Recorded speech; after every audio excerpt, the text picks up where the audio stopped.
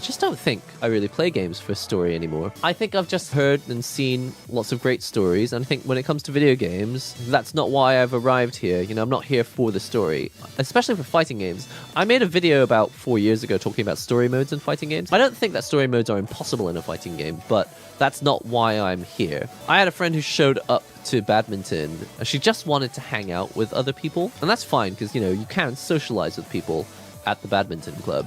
But it kind of pissed off a lot of the members.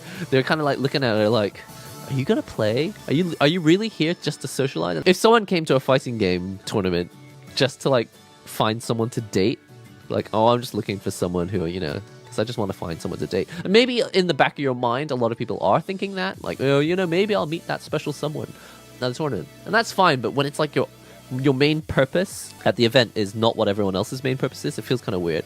So when I show up to play a video game and they're like, they're thrusting all this story on me, I'm like, yeah, okay, I respect that the story mode is fully like fleshed out, but that's not what I'm here. I'm here to hit buttons and strategize and play the game. But I think it is valuable that story modes are taken care of, and obviously it helps sell the game massively. I think maybe I've just reached that point in my life where I have to be very, very efficient with the way I spend all my time. I'm in a situation where it's not that time is short, but I have started to value it higher as a finite resource.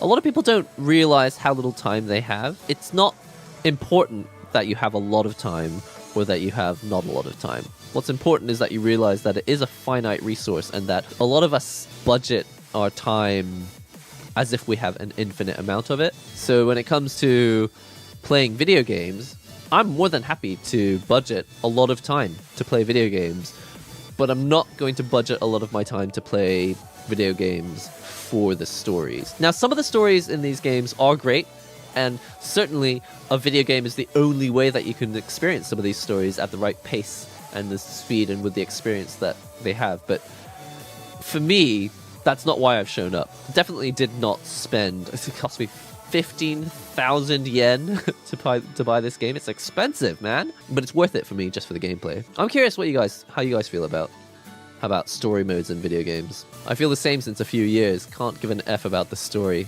Again, I think it's very valuable, and it obviously helps to sell these games. I mean, Mortal Kombat, wasn't it Mortal Kombat 11 sold like 8 million copies or something? Like, people love to watch their favorite characters in stories, and I love that there are backstories to characters. To me, the real value of story in a fighting game is when the characters have a backstory. I just want to know who's related to who, and who's friends with who, and who's trying to kill who in the game. But the story around it, like, is Ryu part of a fighting squad with Chun-Li and Guile to take down the Shadaloo? Don't want to know about it. Don't really care. Is there some girl who's a programmer who's been kidnapped to, like, ignite some sort of explosive? Sorry, just don't care. Just do not care at all.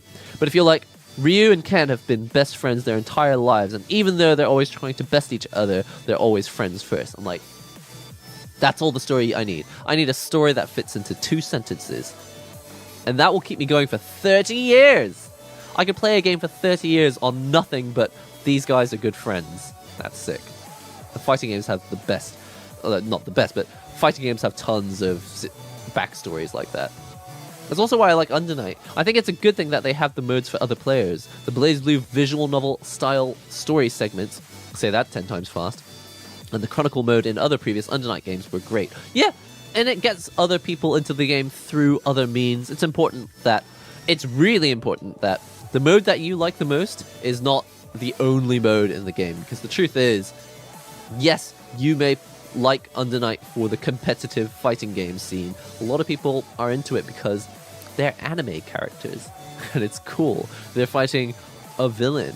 I'm glad that the previous games had Chronicles mode.